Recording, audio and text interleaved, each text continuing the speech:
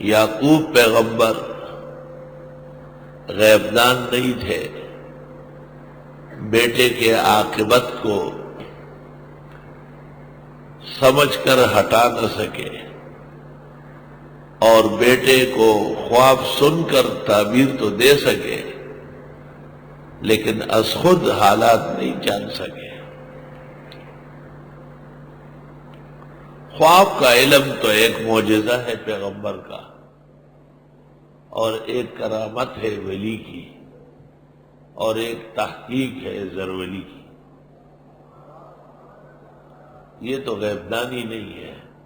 غیبدانی تو تب ہو کہ میں آپ میں سے ایک کو کھڑا کروں کہ بتاؤ رات کو تم نے یہ خواب دیکھا یا نہیں، ایسا کہیں نہیں۔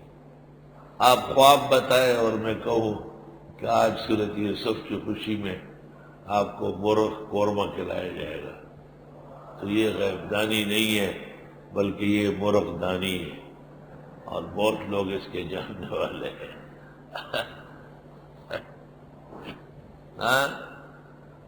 اور آپ میں سے کھڑے ہو کر کہے کہ میں اعلان کرتا ہوں کہ آج یہ ہونے والا ہے، کیونکہ اس کا اعلان کل ہو چکا ہے۔ جو بتانے سے معلوم ہوتا ہے وہ غیب نہیں ہوتا، ورنہ اے پیغمبر آپ نے بیان فرمایا کہ یعقوب علیہ السلام نے اپنے بیٹے کے خواب سن کر خطرہ محسوس کیا لیکن خطرے کو ٹال نہ سکے، اور کنعان میں یوسف موجود تھے کئی روز تک، لیکن یعقوب ان سے بے خبر رہے۔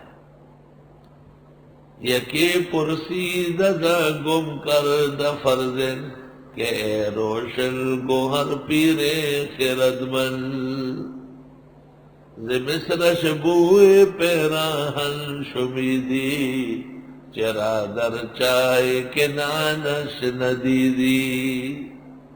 حضرت آپ مصر سے یوسف کے کرتے کی خوشبو سونگھ رہے تھے، محسوس کر رہے تھے، تو کنعان تو آپ کے شام میں کنواں تھا، اس میں یوسف پڑے رہے تو نہیں دیکھ رہے تھے۔